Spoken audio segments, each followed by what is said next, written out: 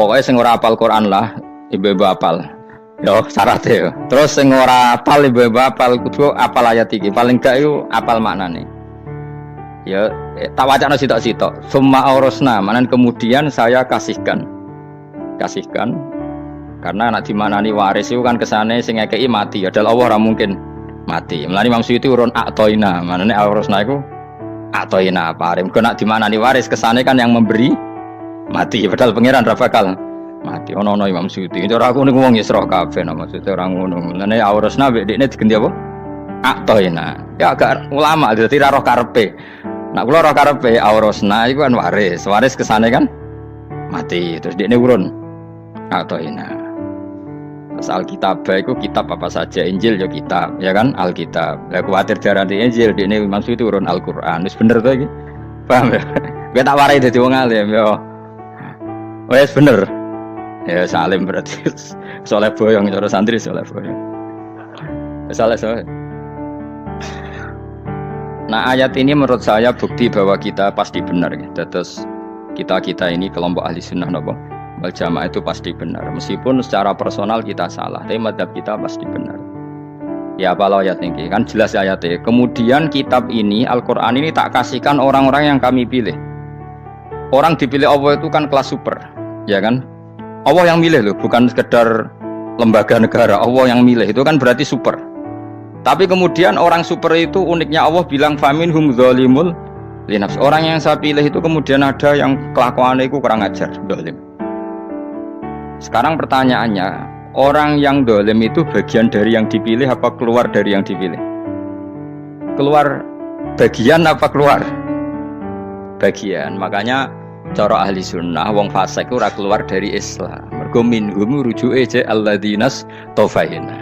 Paham ya, mulane ora usah terprovokasi wong-wong. Wong nek zina ora Islam, dosa gede ora Islam, nyekel patok kuburan ora Islam, dikeris ora Islam, iku keliru. Wong Allah dhewe dawuh kemudian Quran ini tak kasihkan sama orang-orang yang kami pilih. Lah yang kami pilih itu ada yang berstatus dolim. Artinya yang dolim pun masih berkategori yang kami pilih. Artinya minimal tidak keluar dari nopo Islam. Itu kan normal. Misalnya saya sebagai pelatih milih 11 pemain. Ya tentu setelah di lapangan ono sing dolim kan. Mau ngamun toh. Mau kerobok toh. Tapi tetap dia pilihan kan. Tapi tentu nanti yang terbaik ya yang kerja keras, yang ngegulno. Tapi kan tetap dia sudah pemain di dalam situ. Jadi jelas ya. Makanya ya saya ulang lagi ya, tak latihan. Misalnya ja'an nasu, misalnya manusia itu datang faminhum zaidun, waminhum amrun, waminhum bakrun. Artinya ketika kata manusia itu pasti memasukkan zaid, amr, bakar. Orang-orang yang dipilih Allah itu ya siapa saja, yang penting kategorinya dipilih. Meskipun setelah dipilih Allah itu ada yang berstatus dolim. Nah kenapa tetap dipilih Allah? Ya karena dia punya status. Tak warai ya jadi wong alim. Meskipun sampean boleh bantah siji yo kadang keterbatasan ilmu. Nomor loro hasud, bantah kan sebabnya macam-macam. Hasud, nomor telu bantah gue kegiatan. Kayak wong kuliah nak agak kritis kan darani ra pinter. Jadi cocoklah ya kudu bantah. Engko khas-khasan cerdas apa? Nomor 4 bantahan itu sifatnya wong wedok. Menang kalah protes. Berarti kowe ora lanang berarti wedok, tukang protes itu wedok. Nomor 5 bantah itu berarti dia punya keiskalan tapi enggak bisa keluar dari keiskalan itu. Jadi problem Anda ditimbangkan ke saya, itu ya ora sopan. Problem-problemnya dhewe kok ditimbangkan ke saya. Begini terangno. Hukumnya Allah Ta'ala itu ada yang berstatus itu lugu. Lugu itu ya lugu ummi. Karena agama ini memang ummi. Ummi itu lugu. Sehingga agama ini tidak perlu diterangkan. Ketika Abu Hanifah, agama ini ketika datang itu orang lugu. Lugu itu murni. Murni itu proporsional. Sehingga sifat ummi itu baik. Misalnya saya bilang gini, rungono awas kena keliru. Kalau kamu sholat itu batal kalau makan. Itu ukurannya 1 upo apa 1 piring? 1 upo kan? Itu sudah batal. Terus kalau saya bilang gini, Cong nak ono tamu keimangan, itu 1 piring tak 1 upo? Enggak jawab ya? 1 piring, orang iso misal, tak keimangan, gue 1 upo semut. Nah, lalu Anda ditanya gini, lalu definisi makan itu apa? memasukkan satu piring ke mulut apa satu upo ke mulut. Dalam bab sholat satu upo ke mulut itu makan. Tapi dalam bab hormat tamu itu satu piring. Setuju ya? Tak warai pinter kayak. Jadi hukumnya Allah itu ada dua. Ada hukum itu lugu dan ini bagus. Makanya saya itu kenangan saya terbaik dalam membela Allah dan Rasul. Saya ulang lagi, kenangan saya terbaik dalam membela Allah dan Rasul itu masalah faraid. Dulu mungkin banyak yang ingat lah ketika tahun berapa lupa saya, tapi ada seorang menteri dan pakar Islam menggulirkan isu hak waris itu sama, lelaki dan perempuan sama. Alasannya karena perempuan sekarang kerja. Jadi gara-gara kesamaan gender kemudian mereka ingin bagi waris itu apa? Sama lidzakari bisul hadil unsayain itu ditentang. Gerakan itu pernah menguat, termasuk yang bisa dengan tanda kutip bisa menghentikan gerakan itu termasuk itu saya. Yang punya pikiran gitu tak parani, tak tantang begini, saya bilang gini. Anda ngomong ini itu karena pinter apa karena tren? Tak tanya.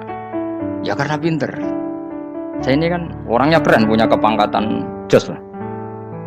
Kepangkatan jos, kepangkatan dunia, mestinya cara pangeran buat jos ora ya ora roh. Cara ukuran dunia itu jos lah. Tak tanya, saya itu Pak Ba, termasuk yang setuju gerakan kesamaan gender. Dulu kan lelaki perempuan itu beda sekali karena lelaki kerja perempuan tidak. Sekarang sama-sama kerja maka warisnya harus sama. Terus saya tanya gini, lalu penyebab warisan itu kerja apa lelaki? Dia jawab kerja. Dia nggak ngerti kalau ngadepin saya. Saya ini kan orang alim yang biasa belajar mantek. Dia ini roh nak aku ngalim. Sembrono ya jadi dene. Ketika tak tanya gini, lalu misalnya saya punya anak, yang anak saya putri itu direktur BUMN atau direktur bank atau direktur PT besar. Kemudian anak lelaki saya idiot, goblok. Warisannya dikasihkan siapa? Kalau kerja adalah alasan dapat warisan, berarti anak saya perempuan itu yang dapat warisan dong. Anak saya lelaki kan idiot, nggak kerja. Lalu warisan itu berdasar prestasi apa empati? Kalau berdasar prestasi malah Anda ini aneh. Sudah kerja direktur BUMN hanya karena dia kerja, dia dapat warisan karena Anda bilang asbabul irsi adalah kerja. Kalau saya bilang karena empati, saya juga gak fair. Yang kerja juga butuh modal gak saya warisi, tapi yang idiot tak warisi karena warisan berdasar empati. Lalu Anda milih mana? Bingung deh. Sampai dia ikrar, saya belum pernah mendapat perlawanan seperti ini karena Anda ngomong sama orang-orang goblok, kata saya. Terus saya bilang, saya ini ngaji Wahab khatam berkali-kali. Anda mungkin baca kitab Wahab itu hanya terjemah. Maka menurut Islam yang menjadi hak waris itu sebabnya zukurah wal unasah, kelelakian menjadi dapat dua bagian, keperempuanan menjadi satu bagian, dan itu Islam tidak mau urusan dengan prestasi maupun empati, mujarrodul zukurah dan mujarrodul unusah. Sehingga dengan seperti ini tuh Islam nggak ribet. Coba kalau kamu pakai ilatul hukmi, pakai cara berpikir logika, malah ruwet. Karena tadi, kalau kesamaan gender itu karena perempuan kerja, lalu misalnya yang lelaki idiot misalnya atau pengangguran, warisan kamu kasihkan siapa? Kalau kerja itu menjadi alasan hukum, kamu kasihkan yang perempuan kan? Aneh nggak? Yang sudah kerja malah kamu kasih warisan yang nganggur? Enggak. Berarti berdasar prestasi atau berdasar empati. Kalau kamu dapat warisan, idiot dulu dong. Idiot dulu, goblok dulu, kecelakaan dulu, baru dapat warisan karena dapat empati. Yang sudah PNS nggak perlu dapat warisan karena sudah juga ruwet. Fikih seperti ini ruwet nggak? Ruwet.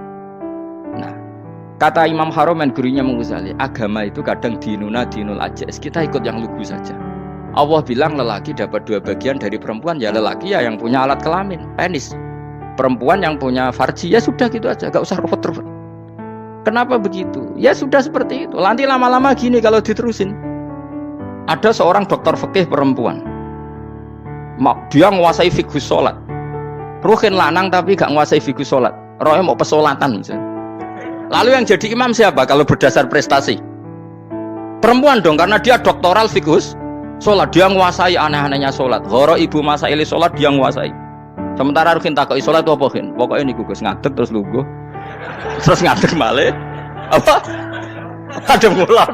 Nah salam ngalerian. Dia tahunya hanya itu dok. Lalu kalau nuruti imam sholat adalah yang terpandai dalam fikih sholat, tentu yang imami perempuan. Tapi agama ini tidak seperti itu. Pokoknya wong lanang imami, wong itu. Jadi makanya kata Imam Haromen, dinuna dinul ajais. Sampai Said Muhammad itu sering ngutip beliau gitu kan, Allahumma imanan ka imanil ajais. Ya Allah, semoga iman saya menerima konsep engkau itu ka imanil ajais. Imannya wong wedok-wedok sing lugu. Ajus itu perempuan lugu yang sudah sepuh. Jadi misalnya ngukur anak seneng ya anak kono gedang goreng, ngekei duit, ya lugu saja. Itu bagus. Daripada kamu pakai argumentasi, karena argumentasi ini sebetulnya kelihatan cerdas, tapi ada kebodohan masif. Karena tadi, kalau hak waris kita otak-atik dengan prestasi, maka yang pro empati akan protes. Paham ya? Masa yang sudah kerja dikasih banyak, yang idiot enggak? Tapi kalau berdasar empati juga aneh. Masa dapat warisan harus goblok dulu, harus kecelakaan dulu. Maka Rasulullah pernah ngendikan ketika ditanya, lalu warisan untuk siapa ya Rasulullah? Nabi jawabnya lucu.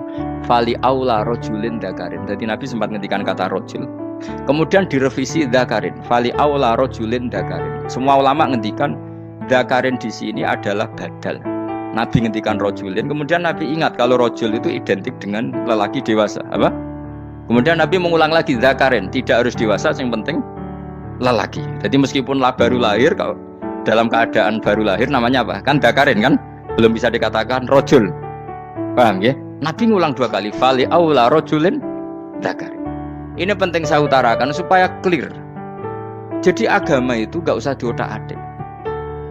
Ya itu tadi misalnya imam sholat itu lelaki. Ya sudah lelaki. Lelaki itu apa? Yang punya alat kelamin lelaki. Jangan dibalik ini. Yang dikatakan lelaki itu orang kuat. Sehingga meskipun perempuan kalau kuat, misalnya perempuan anggota poluan, lelakinya cemen, idiot, maka imamnya perempuan gitu. Karena makna lelaki adalah kuat. Ini keruwetan. Jadi agama itu tidak seperti itu. Nah sekarang kembali ke pilihan. Yang dikatakan pilihan itu orang hebat. Apa yang dipilih? Apa berdasar definisi? Apa berdasar kehendak yang milih? Loh kok mulai do pinter, tumben do pinter. Alam raya ini milik Allah. Dan semua di alam raya ini milik Allah. Maka dipilih tidak dipilih itu terserah yang punya apa terserah kita. Apa terserah kriteria, apa terserah definisi. Dalam konteks kita sebagai objek diambil, tentu terserah yang punya. Kemudian Allah bilang, orang-orang itu saya pilih. Nah kalau milihnya Allah berdasar kepunyaan, tentu Allah boleh dong memilih orang yang sebetulnya berstatus dolim. Ya tapi ya tetap dia dolim, tapi ya tetap dipilih. Kenapa ya? Karena Allah yang punya. Saya misalnya orang kaya, boleh nggak punya HP buruk? Boleh kan? Terserah saya. Saya orang kaya, beli HP mahal, medium dan paling buruk. Boleh nggak? Boleh, saya yang punya. Nggak boleh, Gus, ini orang kaya harus beli HP yang mahal. Yang bilang harus siapa? Nah kegoblokan kita ini seperti ini. Nak wong sugih HP ini kudu larang. Nak wong alim kudu bojone ayu. Sing kudu darani kudu ayu kuwi sapa? Nak maji jalan yang dumbu swarga lho kudu iku sing swargane mbam tapi kudu. Nah, kita ini sering berpikir ngatur Tuhan. Nah, Indonesia negara yang mayoritas muslim terus Islam Indonesia kudu dadi sampling Islam seluruh apa? Dunia. Ya ora usah sombong ngono ya keben. Mayoritas juga wonge kakean ngono ae ora perlu GR jadi sampling percontohan Islam internasional ora perlu ngono. Kan misalnya terus jadi contoh misalnya di Masjid Haram niru Jumatan di Indonesia berangkat mbek do rokokan. Bariku teki diusep-usep nang pojok pager. Lah misalnya wong Mekah terus do ngono kabeh karena mencontoh Islam Indonesia. Kacau gak? Ora usah GR ngono biasa wae. Napa? Biasa wae. Terus misalnya mencontoh Islam Indonesia, Indonesia anak jaran Wali Songo terus tahlilan nunggu nganti setengah jam. Lah terus raudhah dikepung ngono rak macet Mekah Madinah. Mergo agar ziarah Nabi terus lungguh apa? Sak jam. Nak ning wali sak jam ning Nabi 2 jam lah kira-kira gitu. Ya malah nganyak Kanjeng Nabi to. Nabi sekaruan Afdhalul Khalqi mbok dongakno wa maghfir lahu warhamhu. Niku malaikat sak langit misah. Ya Nabi kok dongakno di sepuro. Kowe tapi ya betul sepuro. Enggak boleh doakan Nabi gitu, enggak boleh. Wa sholli ala sayyidina Muhammad wa ala alihi, enggak boleh pakai ighfir lahu. Masalahnya tahlilan apa alam donga iku terus kamu gunakan. Ya misalnya terjadi percontohan Islam dunia terus Nabi kapundhut ditalkin, nak ditakoki wa man rabbuka piye. Terus Nabi